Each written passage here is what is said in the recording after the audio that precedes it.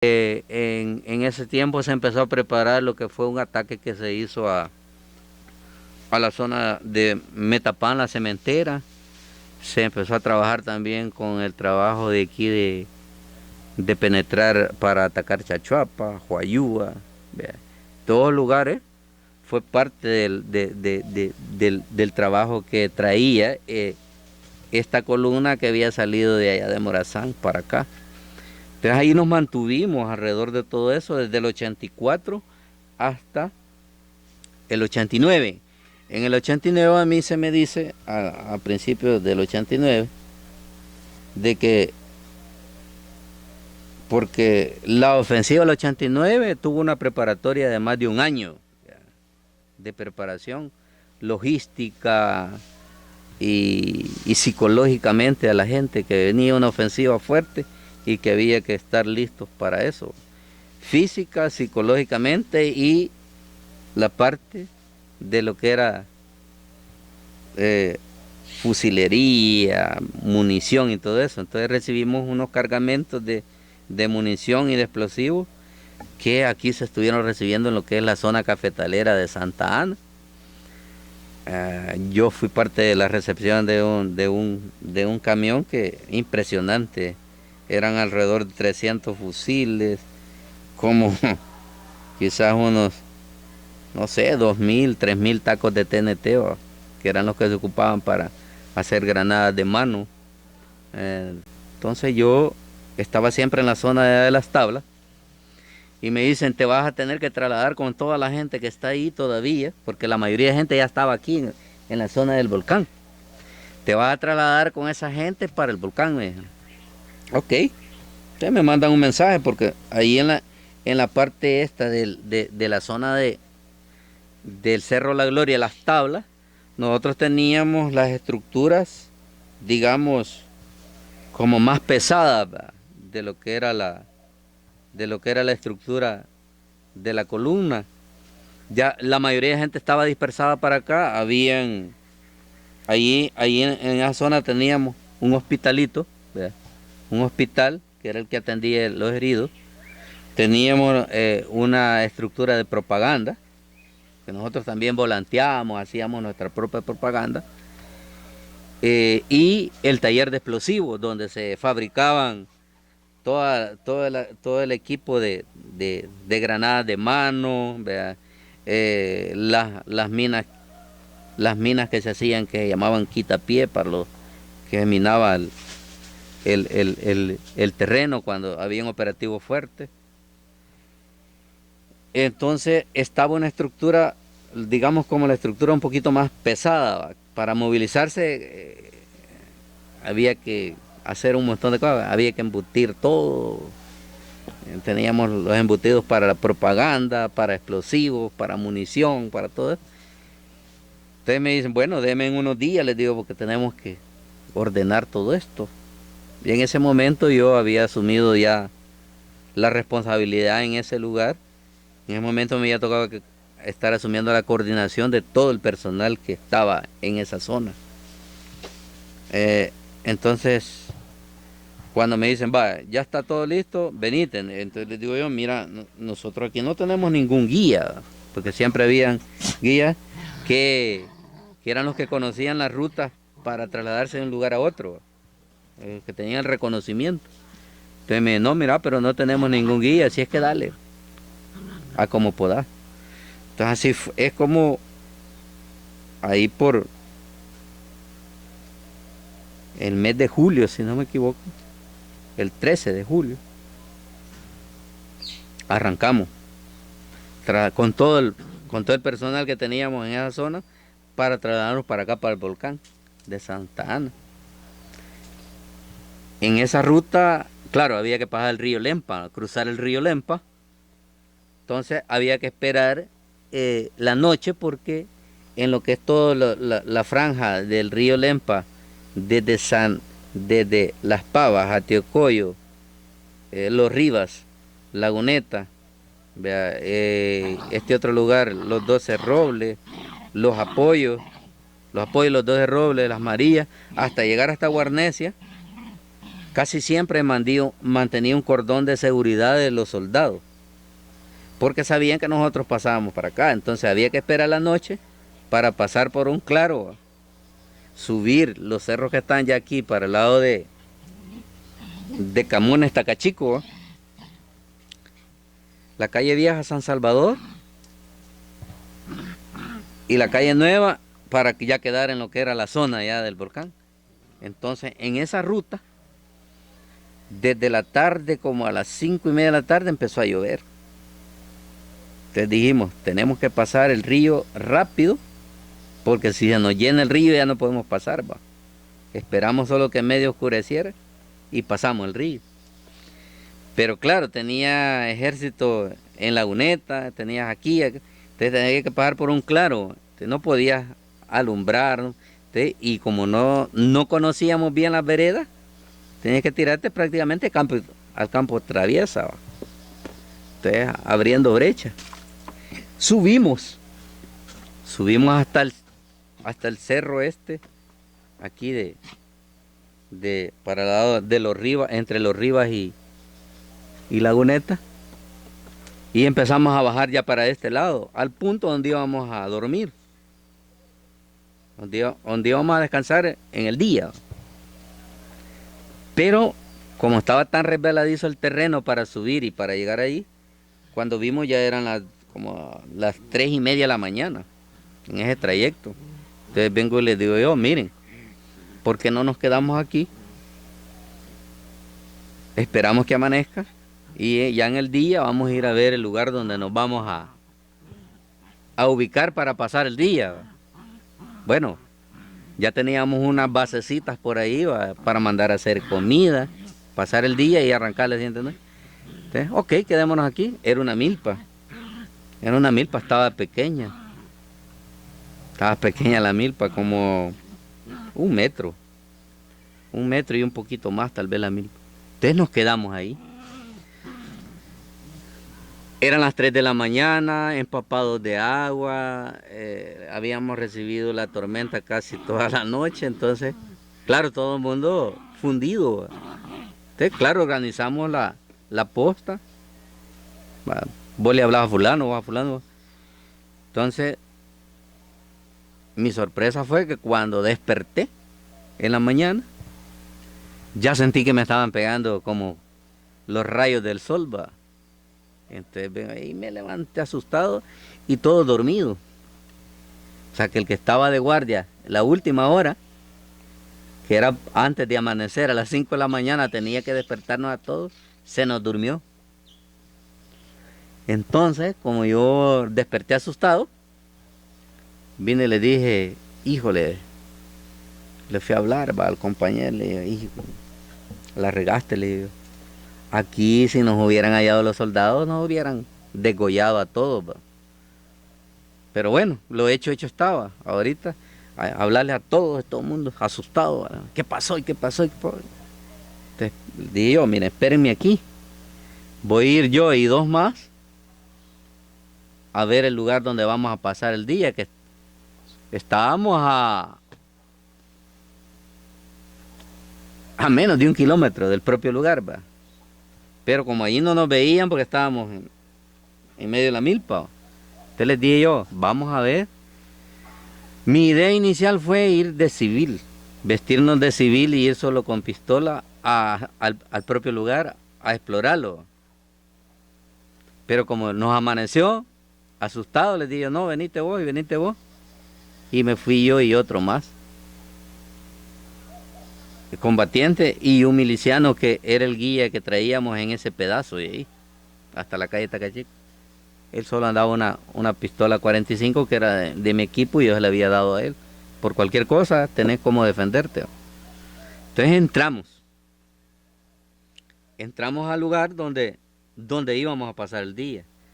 Para mi sorpresa, como nosotros en la tarde, noche, estábamos del otro lado de los cerros, vea, a la orilla del río, allí había habido un enfrentamiento en el propio lugar, como a las 5 de la tarde, 5:30 de la tarde.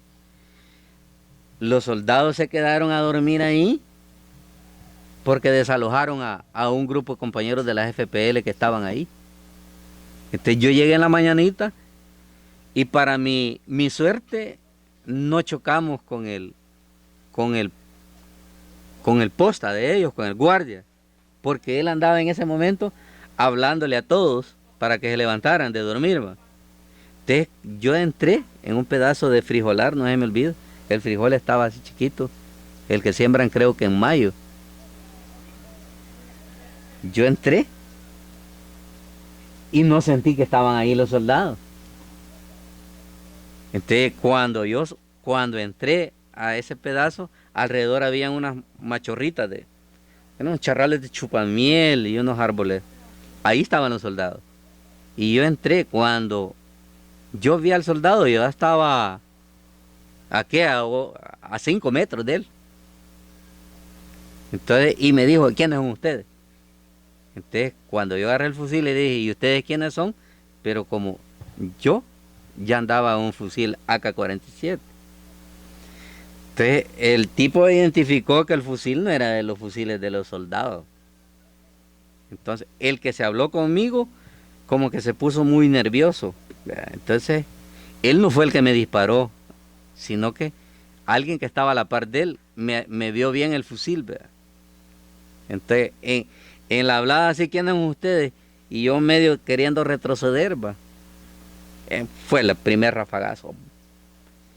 Y para mi suerte, el primer rafagazo me rozó la mano aquí.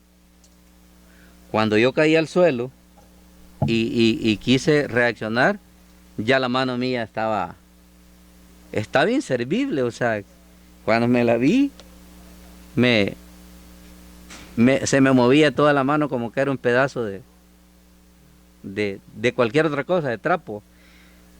Entonces empecé a tratar de pasarme el fusil para este lado. Entonces ahí, dificultades, ¿va? Me había trabado el portafusil, se me trabó en la hebilla de la mochila y no me lo podía pasar. Pero eso fue en segundos, ¿verdad? Entonces inmediatamente yo dije, uff, las granadas vienen, cabal. Yo que pensé en la granada, pum, cayó la pedrada al mí. Logré quitarme del lugar. A ver cómo, porque ahí quien inventa que dice, no, era reacción, instinto nada más. Logré quitarme, explotó la primera. De allí otra. Ajá, a mí me explotaron ahí en el lugar propio como 3 granadas de esas de mano y no me lograron agarrar bien. Mi compañero que iba a la par mía, él no le quedó más alternativa que agarrar el fusil, pom, pom, pom, y se tiró en medio. Él pasó por encima, en medio de los soldados. Pasó por encima de los soldados y se fue. Y quedé solo yo ahí con el otro que estaba atrás de mí, el miliciano. No sé cómo logré salir. Logré salir hasta como 75 metros del propio lugar, ¿va? Ahí me logré juntar otra vez con mi compañero que se había tirado encima de los soldados. Entonces ya él me dijo, te dieron, dale que yo te voy a cubrir. Entonces yo me retiraba, me quedaba, me apostaba en lo que él estaba disparando, y entonces yo le gritaba, hey, dale vos. Se retiraba y yo disparaba y así fuimos saliendo escalonados. Claro, nos siguieron porque vieron los rastros de sangre, nos siguieron quizás como 15 minutos y nos disparaban con lanzacohetes de esos Lobos. Me explotaron como unos 4 cerca.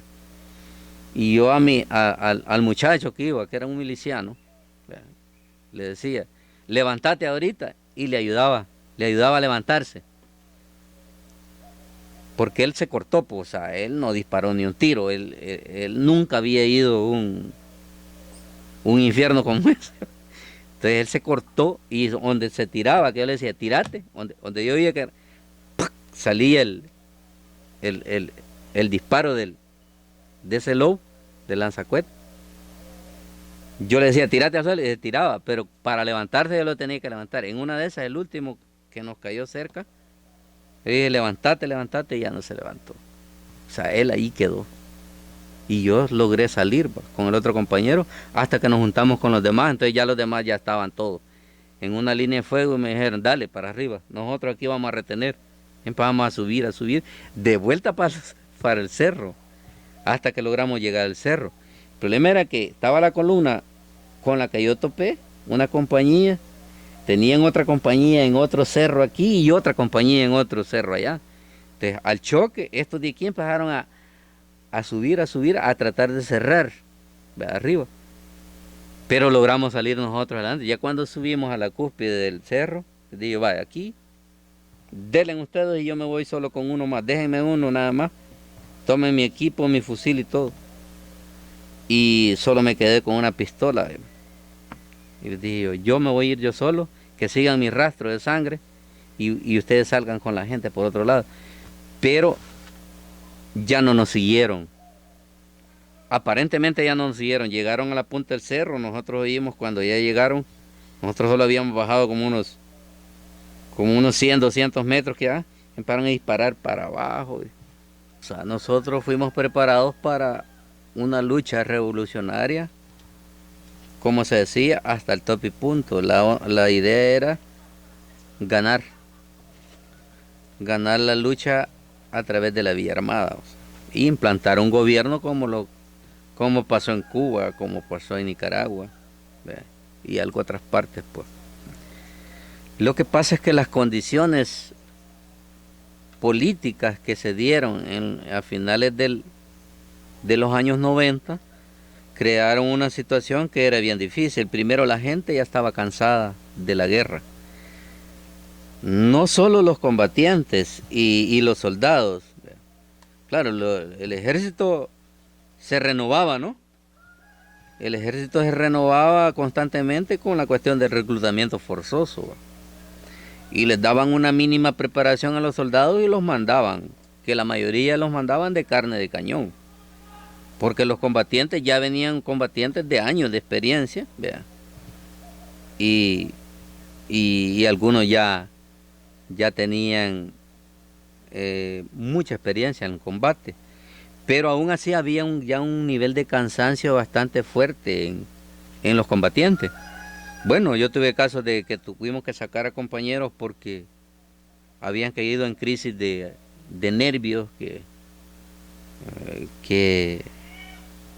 ya no soportaban los operativos, digamos, aerotransportados. Cuando daban los helicópteros, nomás oyeron un helicóptero, les agarraba ya un poco de un nerviosismo que ya no lo controlaban, ¿no? Eran ataques de nervio, y no era falta de preparación política e ideológica, era un problema físico ya. Había cansancio. Hubieron compañeros de ese tipo, por lo menos yo en esta zona tuvimos 3 casos que los tuvimos que sacar, evacuarlos de la zona para que recibieran alguna atención médica, y no eran por heridas de guerra, no, que por la cuestión ya psicológica, de que ya no aguantaban la presión de la guerra. Entonces había cansancio, y por otro lado el cansancio que tenía también el ejército, porque claro, el ejército sufría muchas más bajas que nosotros, pues. Era impresionante la cantidad de bajas que tenía el ejército. Claro, como ellos lo renovaban, bien fácil, reclutamiento forzoso. Además, la población civil en las zonas donde se vivió más fuertemente la guerra estaba ya también cansada, o sea, estaba cansada de la guerra, o sea, porque la gente en muchos lugares habían combate y a las 2 horas la gente andaba trabajando, pues tenía que cultivar la milpa, cultivar el frijol, ¿ve? Y a veces que anduviera la avioneta ahí y el helicóptero encima, la gente necesitaba trabajar, ¿no? Había también ese nivel de cansancio. Además de que políticamente se derrumba lo que se conoció como campo socialista. Entonces, en otras palabras, la vía de la negociación y terminar la guerra por la vía negociada no fue una cuestión de antojo nada más, sino que habían condiciones que ya no daban para seguir ese nivel de guerra. Y bueno, y por otro lado el ejército del gobierno se vio obligado a llegar a una solución negociada con la guerrilla. Entonces, preparar psicológicamente a los combatientes, a nosotros mismos, de que iba a haber una guerra negociada, donde nosotros íbamos a dejar de ser combatientes y nos íbamos a convertir en un partido político, muchos compañeros no entendieron eso. ¿Vea? ¿Cómo va a ser esto? ¿Vea? Claro, hubo que hacer toda una labor política para convencer del por qué había que negociar la guerra. Al haber una negociación, de hecho, el FMLN como instrumento revolucionario fue fuerte porque es de todos, bueno, tal vez no de todos, ¿va? De las generaciones de mi época, es conocido de que éramos 5 organizaciones que formaban la estructura de lo que fue el FMLN. ¿Ve? Y eso es lo que hacía fuerte el FMLN. Ahí habían comunistas y, como dijo un compañero de Dagoberto Gutiérrez, habían socialdemócratas, habían socialcristianos, ¿verdad? Y habían gente que de comunismo conocía muy poco, sino que se había formado en la lucha revolucionaria contra la represión del ejército y todo eso.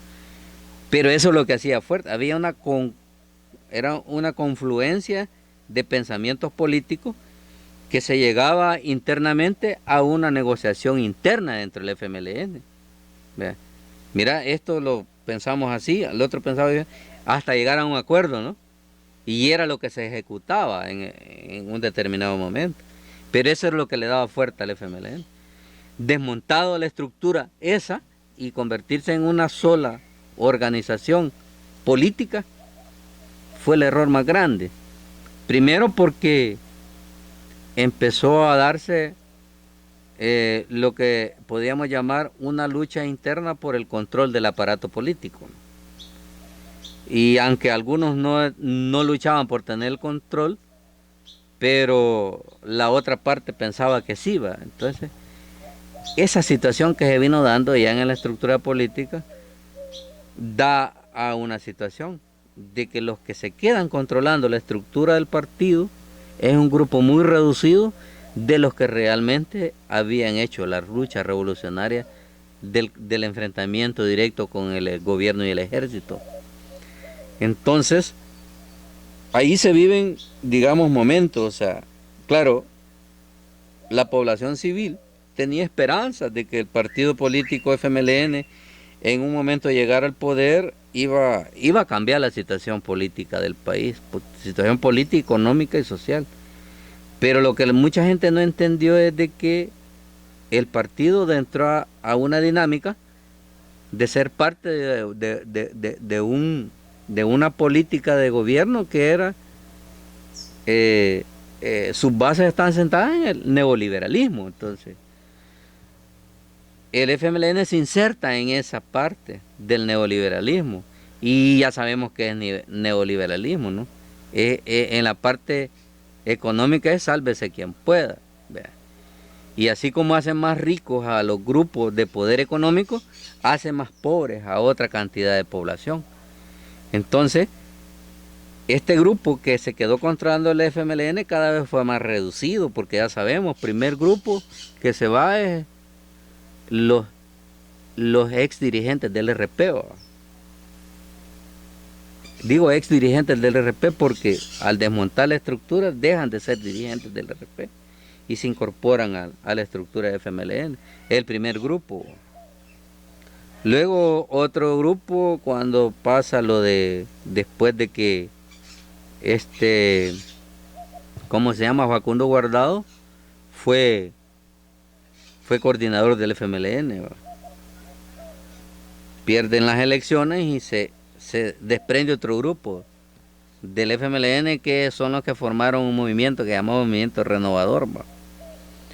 Después, al final, otros cuantos que habían quedado ahí de lo que fue el PRTC, Partido de los Trabajadores Centroamericanos, que había quedado todavía insertado en el FMLN, que sale también. Entonces, el grupo de los dirigentes del FMLN histórico que se queda dominando al FMLN en partido político es muy reducido. Y claro, la ambición por tener poder fue incorporando a otras personas, que yo no digo que sea malo tener ambición de poder. El problema es de que ya no es el poder para el pueblo, como se decía. El poder ya no es para el pueblo, para la población, para mejorar las condiciones de vida de la gente de más escasos recursos, sino que el poder es para un grupo de poder económico que se forma dentro del mismo partido. Entonces las esperanzas son muy cortas, se vuelve un grupo de poder económico interno, entonces es bien difícil. ¿Cuál es la situación?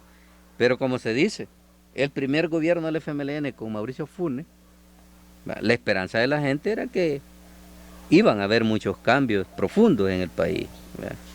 Luego el segundo gobierno del FMLN tuvo todavía mucha más esperanza la gente de que iban a haber cambios más profundos. Pero a este nivel que estamos, casi terminando el segundo gobierno del FMLN, y la situación política y económica del país no ha mejorado. Entonces, hay una desesperanza de la gente. ¿Vea? Por eso es que hoy, en la actualidad, hay una gran, como se dice, efervescencia de la gente en apoyar a un candidato que todavía no ha gobernado el país, ¿no? Y hay una esperanza de que la situación cambie. Y se puede decir de que un pueblo sin ninguna esperanza también está perdido. O sea, hay que tener algo como referente de cambio, ¿no? Entonces ahí lo que se da en la actualidad es que hay una efervescencia por ver cambios realmente sustantivos para la situación económica del país. Y más que todo, como decíamos, la juventud, ¿no? No es de nadie desconocido que muchos jóvenes, al no ver ninguna alternativa, la única alternativa que ven es emigrar, ¿no?, para Estados Unidos a buscar un mejor horizonte, mejorar las condiciones de vida de ellos y de su familia. Todo cambia en la vida, o sea. A mí, muchos bueno, no ex compañeros, no, que los actuales militantes del FMLN me han tildado de ser un contrarrevolucionario porque no milito ahí en el FMLN. Pero no milito en el FMLN porque yo ratos dejé de creer en ese FMLN convertido en partido político, porque no llenó mis expectativas. No porque no me han dado una casa, no me han dado un empleo donde yo pueda tener una mejor forma de vida, sino que no se han resuelto los problemas fundamentales que tiene el salvadoreño común y corriente. Entonces, la esperanza es que un nuevo gobierno que venga, ¿vea?, ya no de izquierda, ya no de derecha. O sea, lo que necesitamos un nuevo gobierno que venga a dar pista de que esta situación en el país va a cambiar. Y que va a cambiar para mejorar la situación económica de los campesinos que todavía siguen creyendo y siguen sembrando la tierra, siguen trabajando en la ganadería, siguen trabajando, bueno, hay zonas donde ya trabajan mucho la cuestión de la crianza de peces, que sigan creyendo y que vean una alternativa de que en este país puede salir adelante, ¿vea? Y los jóvenes, ¿vea?, que están siendo, digamos, presa, ¿vea?,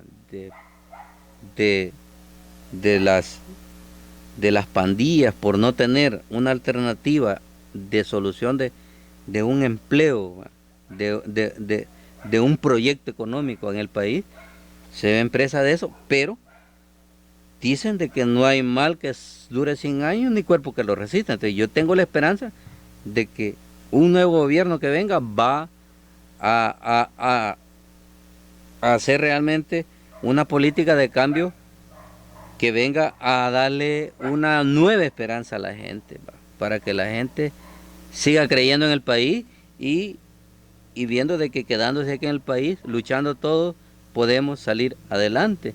O sea, los jóvenes tienen que tener esa esperanza, porque si no, no vamos para ninguna parte.